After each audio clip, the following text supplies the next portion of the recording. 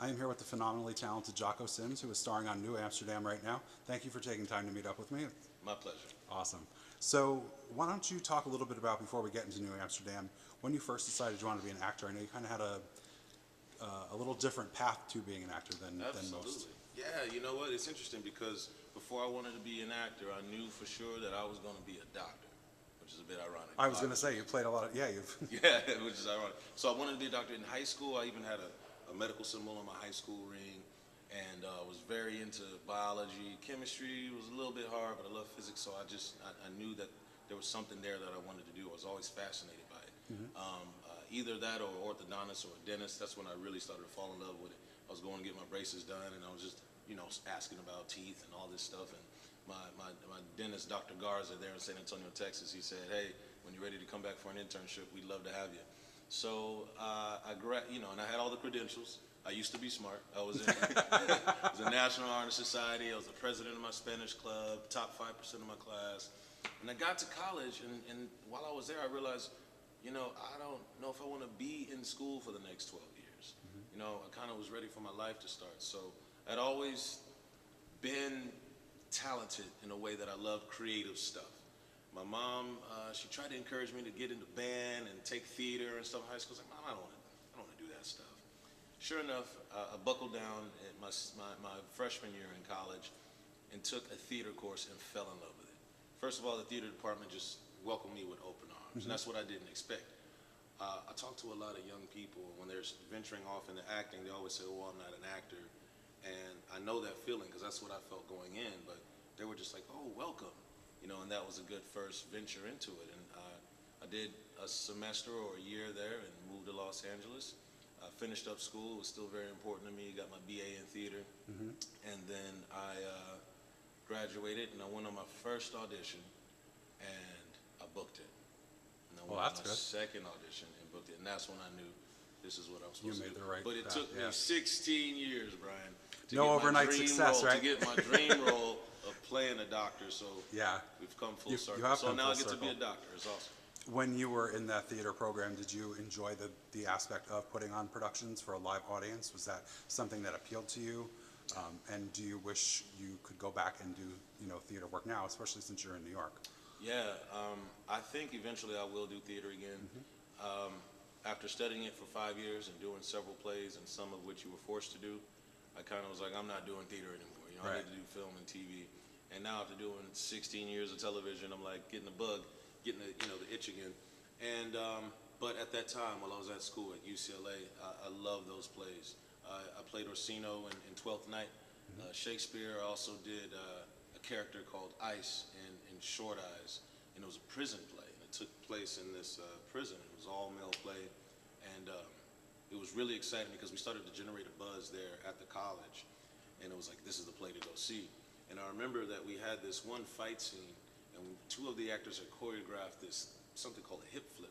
And I'm telling you, when you're watching this thing, it looks like a stunt you see on TV. It looks like he's going to flip the person right off the stage, and somebody's going to break their neck for sure. And every night that we did that hip flip, and the feet go in the air, and he lands like safely, but it looks the audience will go, and just grasp. And Yeah. we just got to stay there and stay in character, and that was my favorite part. I wasn't even involved in it, but that was a good feeling that I never forgot. That's awesome. Just that the immediate reaction that Just you get that from an immediate- audience really can feed. Yeah. And I guess in the same respect, if they're a dead audience, it probably Oh, got to yeah. work twice as hard. Oh yeah, exactly. But that was a good experience. That was a good play and very good school. So I have great memories of having theater there. Awesome. Now, what was your first? You said you booked your first role immediately after going to LA. What was that for? That was for a show called 10-8. It was a cop show, and I played a DJ who was announcing this underground warehouse fight. And I had to just introduce the two people. And I remember on my audition, I didn't know what I was doing. In fact, I always say, if I had that audition today, I probably wouldn't have booked it. Because Yeah. I went in there, I took props. That's a no-no, actors. Don't take props to your auditions. But Free advice. Free Free advice, right? But I had some headphones, and I just didn't know what I was doing, and I just went over the top with it. And I'm not recommending that you go over the top, but it just worked right then and there for that particular role. It was a small role as a co-star, and I remember the producers just laughing. It wasn't comedic, but they were just going hysterical, and they loved it. And I didn't hear that sort of response from anyone who had gone in before me. So when I came out, I looked around and everybody was just looking at me like oh boy. Got a call from my agent, and he said, Jocko, you're going to be on ABC, you're going to be on 10/8, you got Taft-Hartley. And what that means is, you probably have heard that it's difficult to get into the union. Yes. And Taft-Hartley means it's basically your easiest path. It means, first of all, you were fortunate enough to get an audition for a SAG thing, being non-union, which is virtually impossible half the time. And then they decide to pick you out of all the other actors, which costs the production more, but you're automatically inducted into the union. So he said the words Taft-Hartley, my first audition, and my jaw hit the floor. Yeah. And I remember my friends around when I got, and they were just like, whoa, what's going on? I'm like, I couldn't believe it. And you've worked consistently since then, Yeah, both in that film was- and television. Absolutely. I've been blessed. You know, things have gone very well. I've worked hard all the time. Like, I take my work very seriously. I also, it's very important for actors to stay in the school or to work on that craft.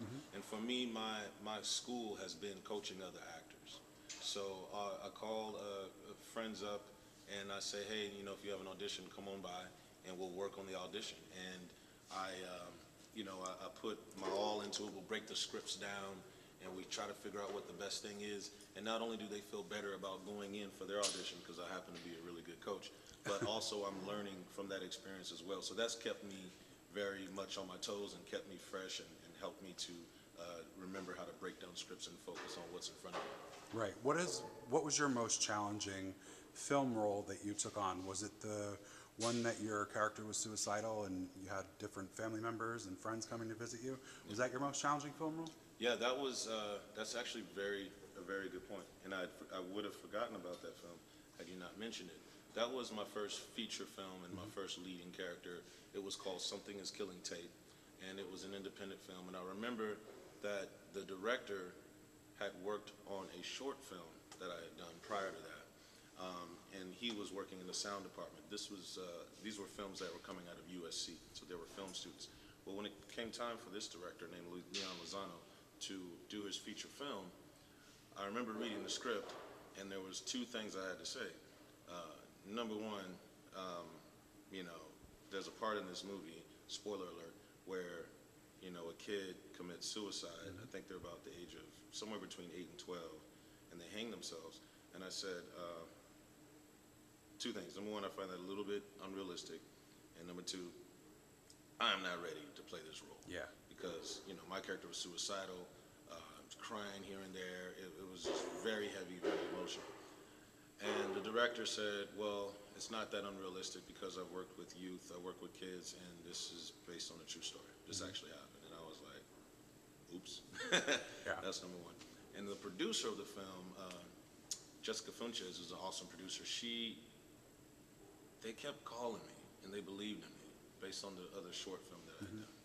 And I'm just like, I don't know, guys. I feel like I want a couple more years of experience.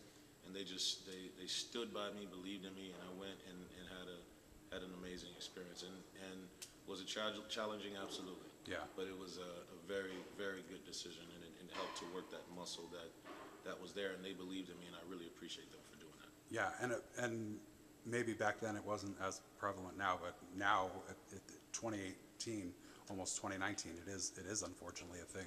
Absolutely. Where younger people are getting bullied and killing themselves. Absolutely. When we were that age, we wouldn't even have that kind of thought go through our head. Right. Yeah, and that's a good point that you're making. As I said that, you know, if you were following along, I'm sure you might have thought that doesn't seem that far-reaching. But at the time, yeah, you didn't hear so much about Absolutely that. not. But I think, now that you mentioned that, venturing off into this part of the interview, I feel like maybe that's due to social media. I think Yeah. social media has a lot of advantages and some plus sides, but it's definitely changed the world. Yeah. You know, and I think it's yet to be determined in which direction it's really moving us. But sometimes I just like, you know, it's really unfortunate, the changes that we've experienced. One of your longest running roles was on The Last Ship, which just ended its run. And you were on for the entire run of the show, and unfortunately your character didn't make it quite out. No. What was that experience as a whole, like working on that project? As a whole, my experience on the last ship was really great. First and foremost, I went on to be a guest star, and I was supposed to do about 5 episodes, and that 5 episodes turned into 5 seasons. The writers and producers, they liked what I brought to the character, and they decided to keep me on, and it was a long, awesome journey.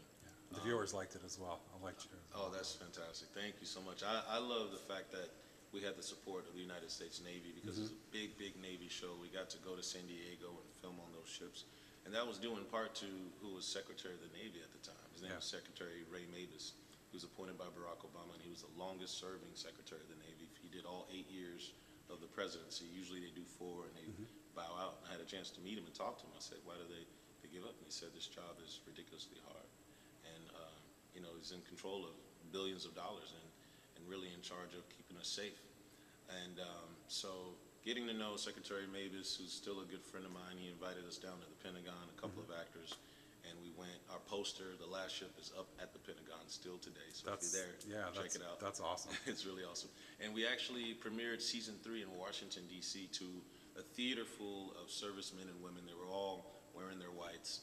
And we were giving our remarks with the Secretary on the stage. And right before we leave, the Secretary of the Navy said, hey, just one more thing. I want this lieutenant to come out. Lieutenant comes out and starts speaking on the mic, and he does this announcement, and all of the sailors in the room stand up, and they start to salute us. It was myself, it was Travis Van Winkle, another actor, and Stephen Kane, the creator of the show. And the Secretary of the Navy presented us with a Distinguished Public Service Award for all of the work we had done on the last ship, and for going on year after year and week after week, and showing the audience and showing America what the Navy was really about. Man, I was boo-hooing. I was going to say, yeah, I mean, Emmy Awards and all those other awards are great, but something like that is a true honor, and that's amazing. That's something that is very special. And I would tell my fellow co-stars, particularly the younger ones who were there on the last ship, you guys got to take this in, man, because this is just, there's nothing like this.